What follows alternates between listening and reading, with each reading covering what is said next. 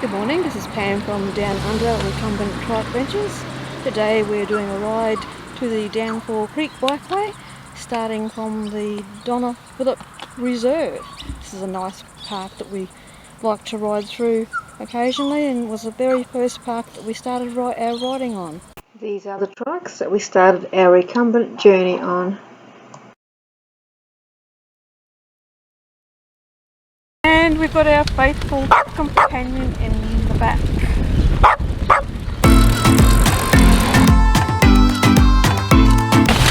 First mistake of the day, I missed the entrance to the park. Had to go through the little fancy gaps.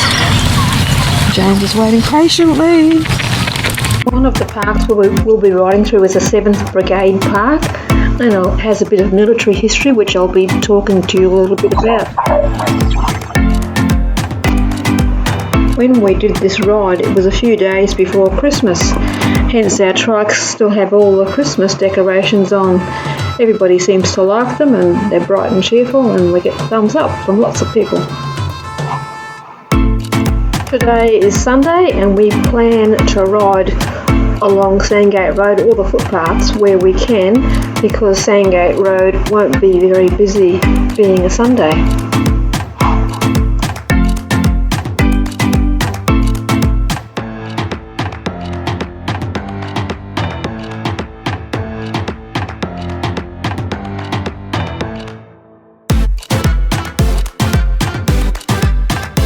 As I said, we're going to use the paths where we can, and we'll go on the road when we have to.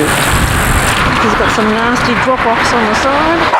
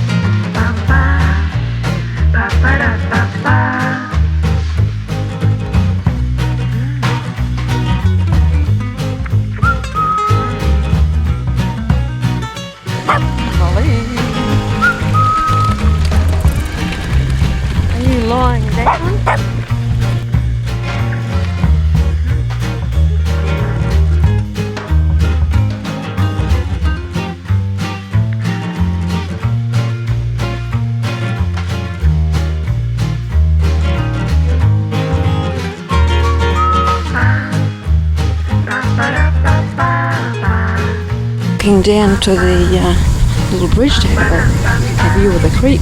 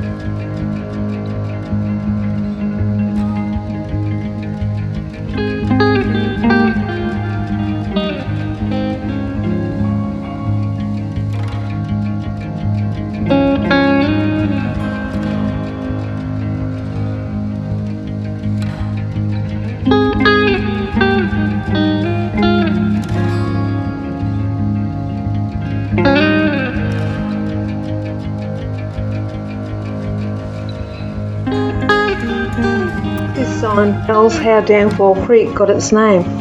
Two missionaries were returning from Brigade Creek to Nudgee one day when their wagon got stuck in the mud. One of the missionaries returned to get help, and the other one was supposed to guard the wagon. He got frightened when he heard some Aborigines nearby, and when they came to collect the wagon the next morning, they found him a kilometre away, and then they also found the Aborigines. They were a kilometre away in the opposite direction, so it was named after the mishap of the wagon.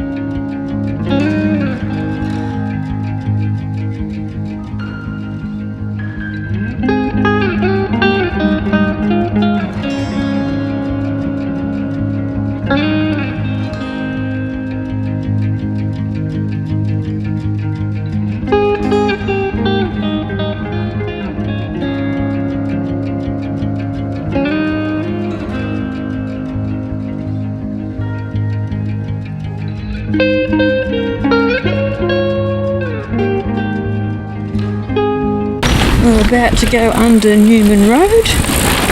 Looks like a nice little spot here too.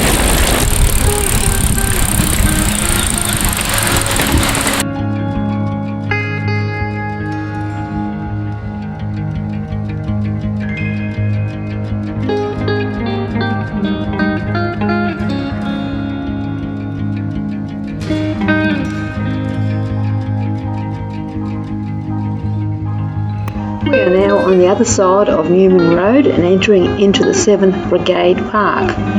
Back in 1940, the government had conscription for all unmarried men aged 21 years and older to go into the Australian military forces. Therefore, they needed a training camp. They requisitioned 401 acres off a gentleman called Alonzo Sparks, and they had made tents there for the troops to accommodate 3,500 troops. The camp is bounded by Ellison, Murphy, Gympie, Hamilton and Newman Roads. I'll put a little rough map in here. It also shows the bike track that we're going through this park. The red line on the map indicates the borders of the army camp, and the blue line indicates the bike path and the journey that we are taking today. 7th Brigade arrived in Milne Bay in July 1942, led by Brigadier John Field. During the period August to September, they helped inflict the first land defeat of the Japanese in World War II.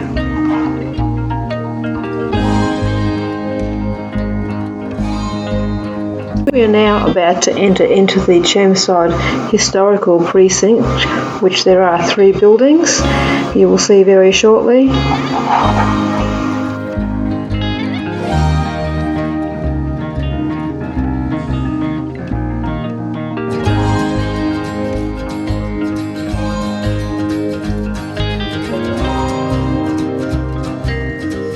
Coming up on the left is the Westfield shopping centre.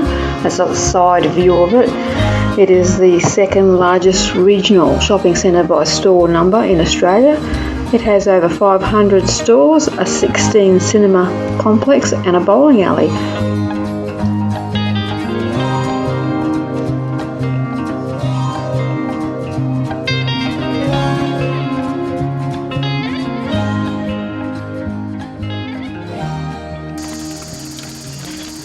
Good morning, it's another one here.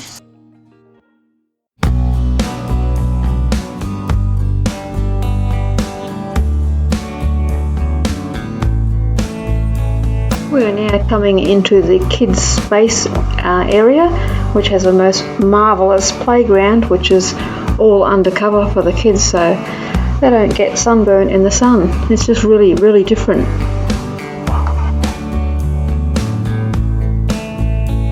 We had a cup of coffee here, and after that we rode past another of the 7th Brigade War Memorials, and then onto the Avenue of Honour, where they planted the brush box trees to recognise the contribution and sacrifices made by the people who served in the forces since 1859. They also planted rosemary at the start.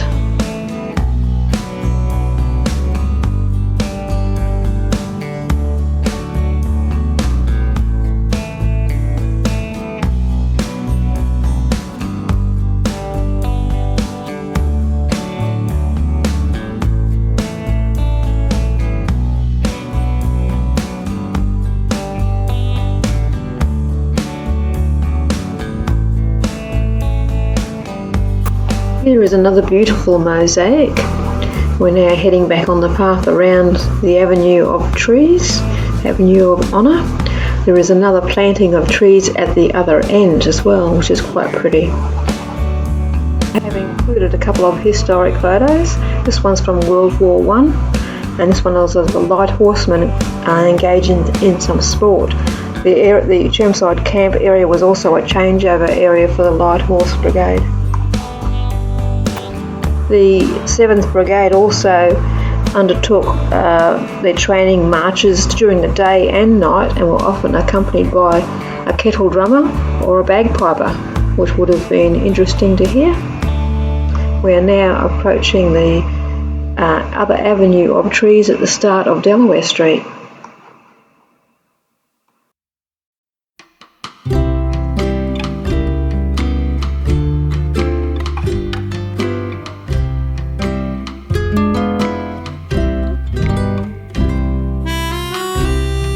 Before the local Geebung State School was built, they had a lookout at the top of the hill in one of the wattle trees, and this was later bulldozed when they built the school.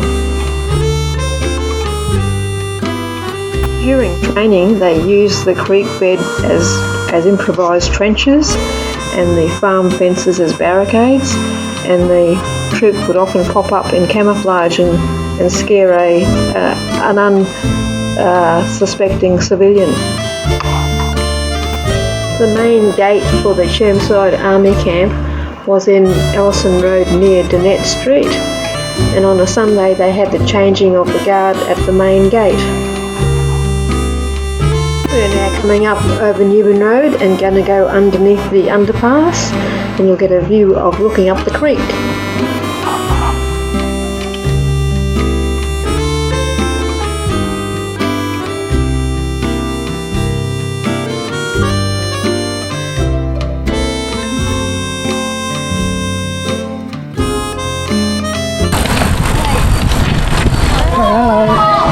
Merry Christmas. The troops would march to the Geebung railway station, where they would travel to Enoggera to to the Enoggera Army Camp's weapons range to live fire their rifles, their machine guns and mortars. They also use the Virginia Brick and Pipe Works clay pits for small arms firing